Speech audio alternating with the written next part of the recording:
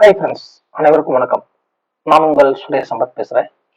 நம்ம பார்த்தீங்கன்னா அதியன் அவ்வை அகாடமி அப்படிங்கிற ஒரு புதுசாக ஒரு நியூ யூடியூப் சேனல் நம்ம கிரியேட் பண்ணியிருக்கோம்.